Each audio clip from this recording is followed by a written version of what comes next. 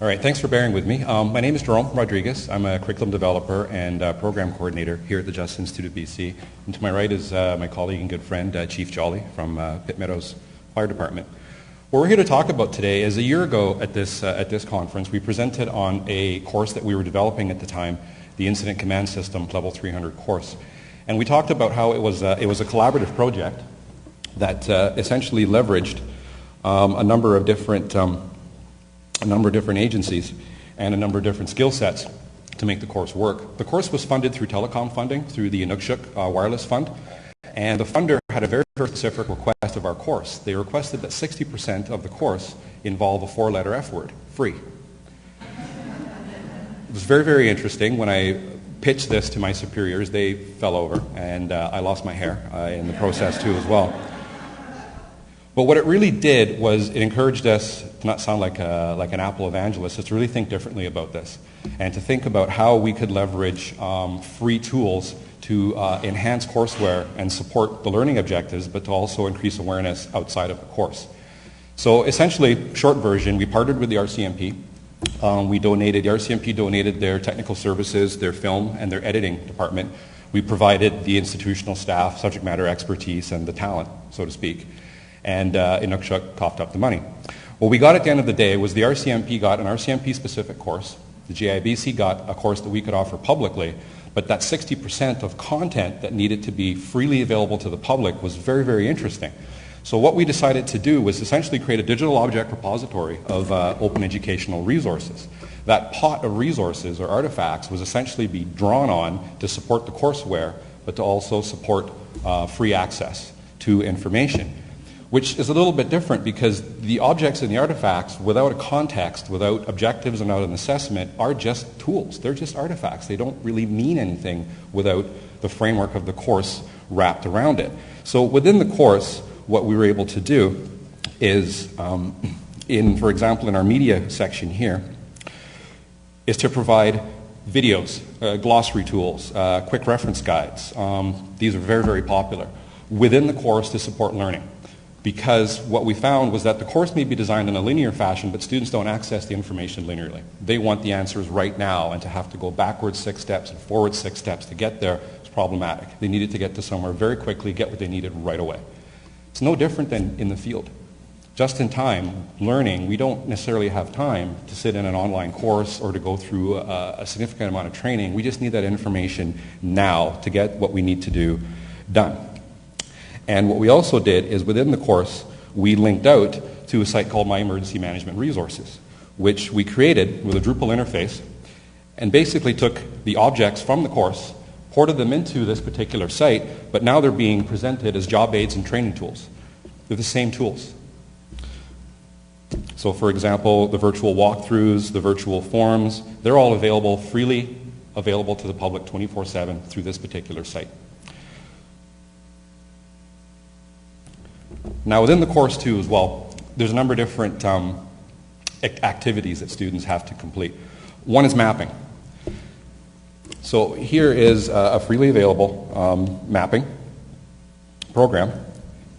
Now the mapping is available within the course, but what happens when the course closes? During the month that that course operates, you've got these great tools, you've got glossaries, checklists, maps, virtual walkthroughs, and then the LMS shuts down the course, students walk away and say, hey, how do I get that great stuff? So we take mapping tools like this. This is a freely accessible application.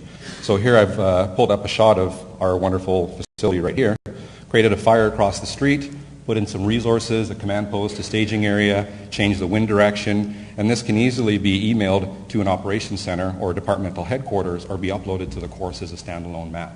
So you can map within the course, you can map outside the course. It's really about what works well for the learners, not so much about what works well for the course overall. So that's one aspect too as well. So we took a design approach of basically build once, repurpose many times. Build once, repurpose many times. We knew at the beginning that we would have to go mobile at the end. So as with some of the previous presentations, how videos were compressed, being mindful, QuickTime or Flash, BlackBerry or iPad, that was all done up front. So for example, what we were able to do is on our Emergency Management Resources webpage, there's videos available. They are the same videos that are available on the web through other functions. So let's look at one of these videos just really quickly for a second here.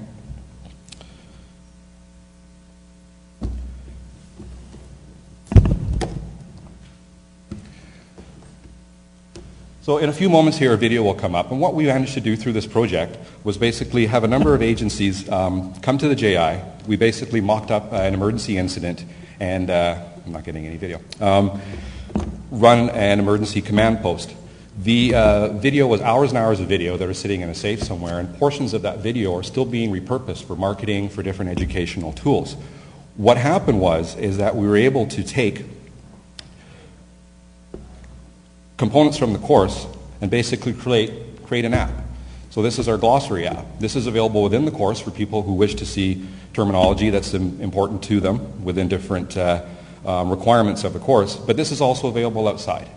So anybody shortly will be able to go to the iTunes store and essentially download this particular application, and essentially they're seeing the same things that the students are seeing inside the course, but not actually accessing it directly through the course. So it was a bit of a twofold methodology there. How do we support learning within the course in the LMS? How do we support information sharing outside? So it's been a year later. So what, now what? The course went live in November, and last year I stood here and said we expected to have approximately, I think, 600 students over the first 3 years, and we expected my emergency management resources to house about 6,000 visitors over 3 years. Year to date, we're over 200 students in the first year, so right on track there. My emergency management resources has done 6,000 visits in its first year, 50,000 page views. And what we're finding, interestingly, is that the time on sites is about 10 minutes. And they're not strictly emergency management practitioners. They're people from Olymel, University of Alberta, the Privy Council office. They're people from all over education, business, industry, and first response agencies who are looking for one place where they can come and get emergency management tools. The other part of this methodology is that the My Emergency Management Resources site was not linked directly back initially to JIBC.com. It was linked to Facebook and Twitter, and then through social networking, what we found was that people were coming back to the JIBC and inquiring about, well, how do I take the course? I've got all these great tools now. How do I take the course? Where do I get the courseware? And what we found was that by giving away the apps and the tools for free, we developed a relationship with the end user in the sense that we were helping them to be successful on the job. So they created more of a positive environment. They told more people about that through word of mouth. So organically, it's come back to us in terms of increased online enrollments and some recognition. This particular site was nominated for 2 CNIE awards and was the recipient of the International Association of Emergency Managers Award for Innovation in Technological Homeland Security and Emergency Preparedness. So people out there who are not taking our courses are finding this information very useful and valuable. What this is also doing, which is why Chief Jolly is here with us today, is because as a firefighter, Chief Jolly asked me to give him a moment, so I'm going to stall. As a first responder, if you're using these tools during your training, then why should those tools, again, not be available to you outside the training? So we're bridging the gap between theory and application here. So my suggestion for curriculum developers, course writers, and web developers is, again, think mobile up front, think build once, reuse many times, and think about what your end users are going to be doing with this, what your student practitioners are going to be doing with that. Because myself, I'm not lazy, but I'm an efficient student. If I can find a way to download an app and draw a map and get it done in 5 minutes and upload it, I'll probably do that rather than work through the courseware that's been provided to me. And your students will do that too. So find a way to engage that by either directing them towards freely available applications that are out there and are in use, or develop your own applications that we have done inside the course, and then make them available outside of the course. So when that LMS shuts down and you've achieved mastery and you're out in the world doing what you do, you still have those resources to support what's going on. So hopefully nobody is on fire or there's not a 6-car pileup somewhere. What we're actually seeing in the fire service is recently the Calgary Fire Department deployed iPads, deployed tablets to their chief officers. Tom Sampson, the former deputy chief in Calgary, he used his tablet during the train derailment in Airdrie, Alberta, to essentially get ahead of the curve on mapping, increase situational awareness, and get that information out to arriving responders. As a duty officer, he gets a 2-alarm call and essentially rolls out of bed, gets the address, and through the Google Streets, is looking at the exposures, the building, the access and egress routes before he even rolls out of bed, and is able to get ahead of the curve. Creating that additional situational awareness is only going to increase safety. In another project, sorry, go ahead. Absolutely. I'm going to hold the questions towards the end. I believe there's a question and answer panel, I believe. We're still going with that? Okay. The San Remo Fire Department, they engaged with the geomatics department of their local college, and they co-developed an application. It's a really great app. I encourage you to source it out. It's called Fire Department on the iTunes store. Basically, if you sign up, if you are CPR trained, you sign up. If there is a person with a heart attack close by, it alerts you on your iPhone and tells you that there's a person with a heart attack close by, tells you where the nearest defibrillator is, and gives you turn-by-turn GPS directions on how to get to that person. It also tells you through dispatching how soon the fire department will take to be there. There's 22,000 people signed up for that application in San Remo.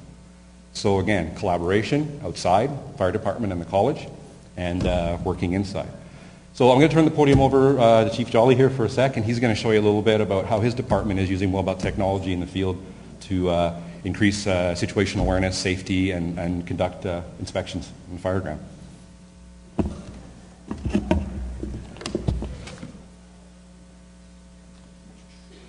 Well, I was going to. For whatever reason, we can't pick up our virtual network through our Surrey Dispatch in here. So we'll show you some of the applications that we're using on the fire ground, but I'll briefly discuss what I was going to try to show you. What we utilize in the field is a computer-aided dispatch, and it's through a program called MobileCAD. And if you see a lot of fire trucks and police cars, you'll see this computer system, big laptop, tough book usually from Panasonic sitting in the police car or the fire truck. What we've done is move that technology to the iPad so it becomes much more mobile, and we're applying it to our duty officers and to inspections. And unfortunately, for whatever reason here at the JI, I cannot connect to it. I was just on the phone trying to get them to figure it out. Now, I don't know if the issue is here with connectivity or that our system is actually down, so I'm very sorry. I tried to bring it up and it wouldn't come up, and I just tried it another way. So the system would bring up, and what it would demonstrate to you is the call live. As our dispatchers are applying information and we're responding to the call, it gives us live information. Now, what we would get out of that, I can go into through the program we actually have installed Resident on in the computer as well. We can get mapping of the incident that we were responding to. That will come up through the MobileCAD, identifies all of our hydrant locations, access routes, etc. We can utilize that. We have, through the same program and also on the MobileCAD, we have the ability to utilize pre-fire plans. And these are also brought up live on the dispatch system, and we have them resident in case of things like this, where the system goes down. So we can bring up an address and all the information about a particular address, accessibility, locations of hazardous materials, locations of access, alarm panels, all kinds of different hazards, so that the firefighters on the fire ground have immediate access to all the information about a building. When we used to have it in the vehicles, in the computer, somebody would have to run back to the vehicle and look at it all the time, or we'd have to have a mobile printer. And then, of course, you have all the issues with mobile printers. They don't print in color. You're trying to print copies. You're out in the rain, etc. The ability to have this as an incident commander and walk around the fire ground and be able to look at this and look at stuff and direct resources and have the firefighters respond to an incident, particularly a rescue situation, is extremely invaluable to be able to be mobile. So that one capability is huge for us. As well, what we use on the fire ground is a program that's called Citrix, and again, it's not installing. You can see here it's actually still trying. It's been trying for the last 5 minutes. And Citrix links in directly to our fire department management software, so we can get real-time information on previous incidents at a particular address, hazards at that location. For example, if somebody has a dog that's particularly vicious, we've been there before and it's a problem, that warning can come up right away for our information so that we know to not go in there right away. The police have similar types of information on theirs, and it's very good for exchanging information. The BC Ambulance Service, because the nature of their business is often in jurisdictions that aren't typically where their station is. So if we have this information for them, it helps on their responders as well. Tremendously valuable information that is accessible, and unfortunately I can't show it to you. What can I say? But sort of other features that we use the tablet for on the fireground, and some of it is standard apps that are coming out of the the iTunes store and others. We'll be utilizing Jerome's ICS one as soon as it becomes available for us in the market, a couple of the other ones as well. But simple things like the camera function, it seems kind of a toy, but for us on the fireground, that's a tremendously valuable tool, because if I'm sitting there as the incident commander and I've got the map in front of me, and all of a sudden something happens, or there's an incident where there's an unusual circumstance, or there's a person seen running from a scene or whatever, I can just quickly take a picture and it's there forever. We've never had that capability before to record real time. You always got to pull your camera out, focus it, have it with you all the time. This is in my hand while I'm looking at it for other purposes. I can take an instant camera picture. Clearly that feature is beneficial to the fire service. There's purpose-made apps that have been done for us. This one here is an application for hybrid vehicles, for the electrical safety systems. They're very dangerous for responders because you're talking about high voltage electrical current that is involved in these. And the ability to bring up sort of the Ford Escape 2008 2011 gives us a view of where the hybrid battery system and all the cabling is for that, so that we can avoid that during an extrication. We have never had the ability to have this information on scene before. The technology involved in the apps, and they're starting to come out more and more. This is very, very beneficial for the fire service, and I'm sure you heard from the emergency medicine point of view, there'll be many, many of these sort of things that can help paramedics and police officers as well. So the ability, obviously, to be able to navigate through a tablet device as a firefighter, or paramedic, police officer is certainly beneficial. And so the training programs that are making them familiar with it is going to have long-lasting impact out in the field for use. Just some simple programs that people, you'd sort of think, whatever. This note program, it's right off the App Store, and some of you may have seen it. It has the ability to both record as you're talking and make notes. So I can write in here JIBC, and with a little bit of work later, keep writing notes and keep writing notes. And if I went back later on and I wanted to hear what was said at exactly the time I wrote that note, I play it, I click on that, the message that I wrote on the screen, and the audio plays back from that exact moment when I recorded it. From a fireground point of view, when you're interviewing people, and I'm thinking even police and paramedics, nurses, physicians, you're interviewing somebody and they say something interesting to you and you make a quick little note to yourself, but you don't have time to write down all the details.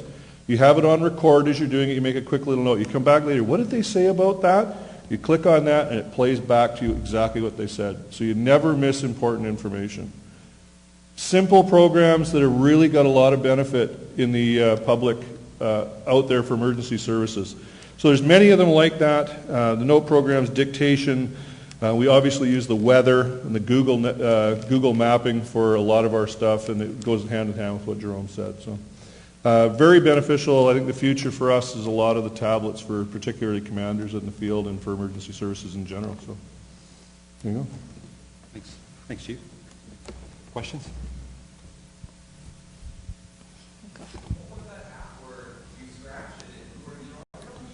What was the app that you scratched and it recorded the audio? It's called Notes Plus. And I think I can bring it back up here, but. Yeah. Don, do you think it's important for people that are coming out of training programs, coming either into the fire service as recruits or coming up as officers, familiar with mobile tools and mobile applications? Absolutely. I'll repeat the question because I'm not sure how close you were to the audio. So the question was, do you think it's important for students, I guess, right? Is that going through the fire service to actually be prepared when they get out with these kinds of tools? I believe it's critical. The use of the laptops has been there for quite a while in the police vehicles, and certainly they've found that if the officers aren't capable of running a keyboard, it makes them much slower at their job. So they focus on that in some of the police training now, is keyboard training, computer training, for obvious reasons. They do a lot of work on it. If you are a fire officer and we're moving to this type of technology and you come out and you don't have any idea how to use the iPad technology, or for that matter the iPhone, because everything I'm doing on here is mirrored on my iPhone. I can do it there as well. All the programs are the same ones appear on my iPhone. If you can't do that, or you can't operate, navigate your way through those, you're going to have a great deal of difficulty, because we're going to be depending on a lot of these. As they become very practically useful, we're going to become dependent on them for things like the interviewing and seeing video and seeing pictures.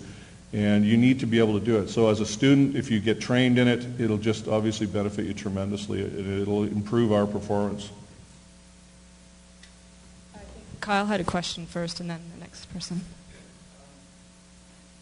Seems like you're pretty good at it. Mm-hmm.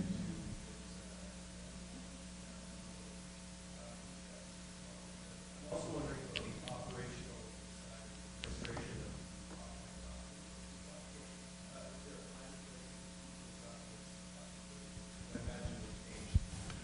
The documents that are stored resident in the computer, in the iPad?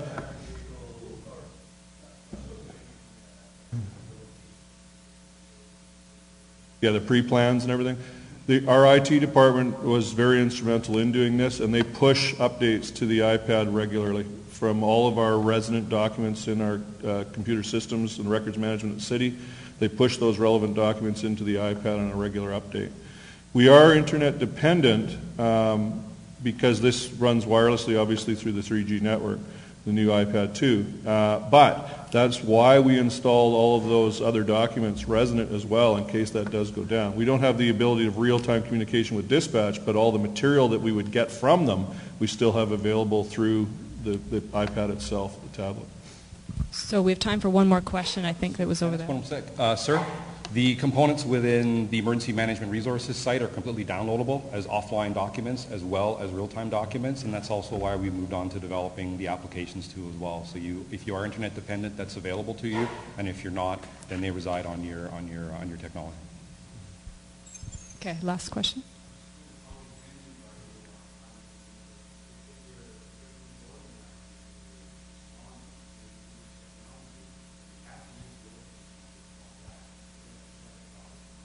No.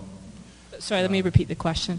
So the question was, how dependent are you on this technology so that if it fails and you have to go back to the more older technology, is that a problem?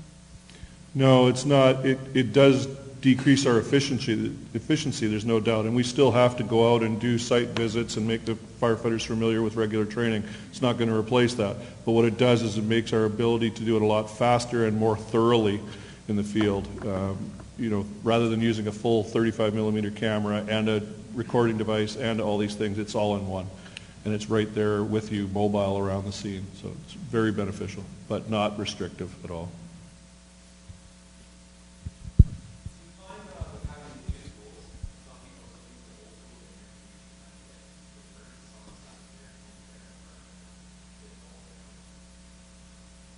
Do you find that having all these tools, it's hard to keep it all integrated because there's some stuff here, some stuff there? There's no doubt. This is new for us. I've been using it for a while. My two assistant chiefs are just starting to use it. Some of the officers have never used it.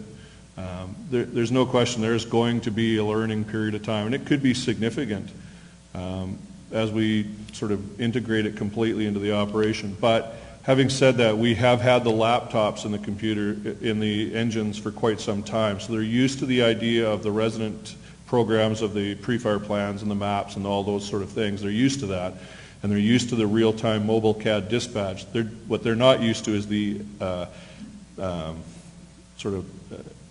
bonus things like being able to take the camera and the dictation and things. So yes, there'll be time where it takes to integrate that for sure. To ease that transition with the integration, things like the forms, when we did the forms carousel as a downloadable object, they're exact replicas of the hard copy forms that we fill out pen and paper. They're actually teaching documents. When you actually fill out the form, it guides you how to do it and then asks you at the end of the form if you'd like to save it or send it to somebody. So there's the web form, there's the hard copy, and then there's that downloadable copy in between. At the end of the day, it's all the same form, whether it's a PDF or a Word document or it's an electronic file. It's the same thing.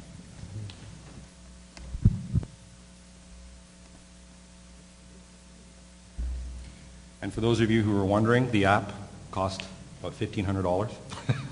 And that site costs us about $200 to maintain per year. So it's very, very, I won't say it's cheap, but because in the beginning we designed knowing that we were going to get there at the end, it was much easier to develop. So thank you. Thank you. Thanks very much. Okay, there's been a slight change in the